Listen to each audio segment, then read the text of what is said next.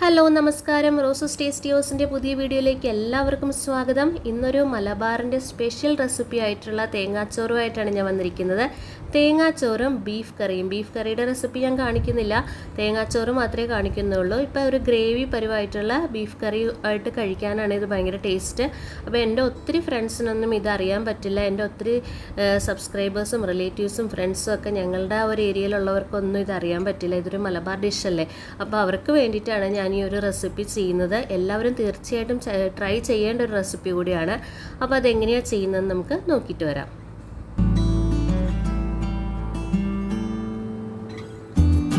അതിന് വേണ്ടിയിട്ട് നമ്മുടെ വീട്ടിൽ സാധാരണ നമ്മൾ ചോറ് വയ്ക്കാൻ ഉപയോഗിക്കുന്ന അരിയാണ് ഞാൻ എടുത്തിരിക്കുന്നത്.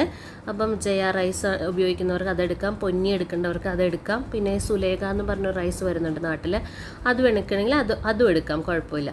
എന്നിട്ട് നമുക്കൊരു കടായി അടുപ്പത്ത് വെച്ചിട്ട് അതിലേക്ക് ഒരു 2 ടേബിൾ സ്പൂൺ വെളിച്ചെണ്ണയാണ് ചേർത്ത് കൊടുക്കുന്നത്. തേങ്ങാച്ചോറല്ലേ, അതുകൊണ്ടാണ് വെളിച്ചെണ്ണ ചേർത്ത് കൊടുത്തിരിക്കുന്നത്. ഇതിലേക്ക് കുറച്ച് സ്പൈസസ്, ഒരല്പം, ഒരു പിഞ്ച് പെരുംജീരകം, ഒരു ചെറിയ കഷ്ണം പട്ട, ഒരു ഗ്രാമ്പു, ഒരു ഏലക്കായ, ഇത്രയും കാര്യങ്ങളൊന്ന് ഇട്ട് കൊടുക്കുക.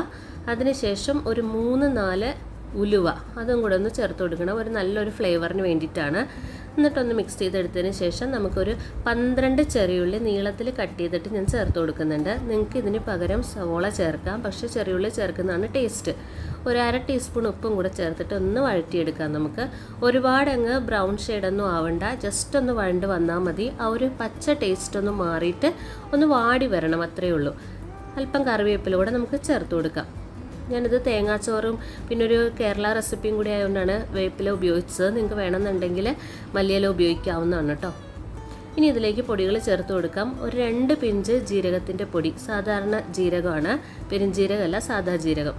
പിന്നെ ഒരു 1/2 ടീസ്പൂൺ മഞ്ഞൾപ്പൊടി, 1/2 ടീസ്പൂൺ മല്ലിപ്പൊടി, ഇത്രയും കാര്യങ്ങളാണ് ചേർത്ത് കൊടുക്കുകയും ഒത്തിരി മസാലകളൊന്നും ചേർത്ത് കൊടുക്കാത്തൊരു റൈസാണ്.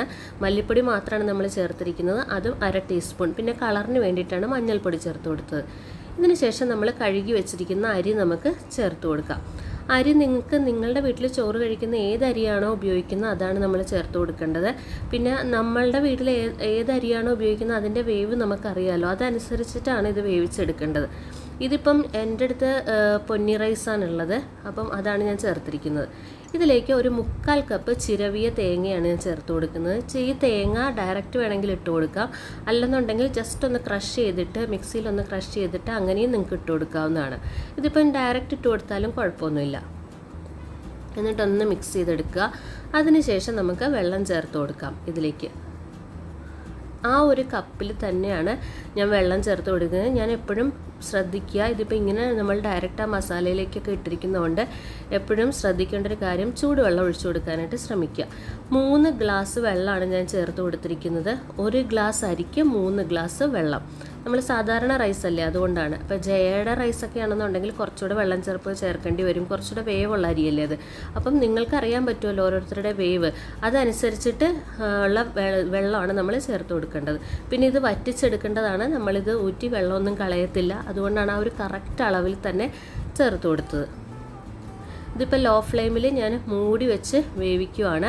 പിന്നെ ഒരു 1/2 മണിക്കൂറോളം ഞാനിത് ഓഫ് ചെയ്തിട്ടിട്ടുണ്ടായിരുന്നു. സാധാരണ ഞാനിവിടെ ചോറ് വയ്ക്കുമ്പോഴും ഒരു 20 മിനിറ്റ് മുതൽ 1/2 മണിക്കൂർ വരെ ഓഫ് ചെയ്തിടാറുണ്ട്. അപ്പോൾ നല്ല കറക്റ്റായിട്ട് വെന്ത് വന്നിട്ടുണ്ടാവും. ആ രീതിയിലാണ് ചെയ്യുന്നത്. റൈസ് കുക്കറിൽ ചോറ് വയ്ക്കുന്നവർ ഇതേപോലെ ചെയ്തതിന് ശേഷം റൈസ് കുക്കറിലേക്ക് ഇറക്കി വെച്ചാൽ മതിയാവും. ഇതിപ്പം ഞാൻ ഒരു 2 മണിക്കൂറോളം എടുത്തിട്ടുണ്ട് ഈ ഒരു അരി വേകാൻ വേണ്ടിയിട്ട്. ജയയുടെ അരിയൊക്കെ ആണെന്നുണ്ടെങ്കിൽ ഒരു 1/2 മണിക്കൂർ കൂടെ, ഒരു 2.5 മണിക്കൂർ വേണ്ടി വരും കേട്ടോ. ഇതിപ്പോൾ ഒട്ടും തന്നെ വെള്ളമില്ല, നല്ല അടിപൊളിയായിട്ട് ഒട്ടും തന്നെ അടിക്കൊന്നും പിടിക്കാതെ നല്ല കറക്റ്റായിട്ട് ചോറ് വെന്ത് വന്നിട്ടുണ്ട്. അത് ഞാൻ കാണിച്ചു തരാം. ചോറ് നന്നായിട്ട് വെന്തിട്ടുണ്ട്, കണ്ടില്ലേ? ചോറ് നല്ലതായിട്ട് വെന്തിട്ടുണ്ട്. നമ്മൾ സാധാരണ ചോറ് എങ്ങനെയാണോ വേവിച്ചെടുക്കുന്നത് അതേപോലെ തന്നെ വെന്തിട്ടുണ്ട്. ഇത് അല്പനേരം നമുക്ക് മൂടി വെച്ചതിന് ശേഷം സെർവ് ചെയ്യാവുന്നതാണ്.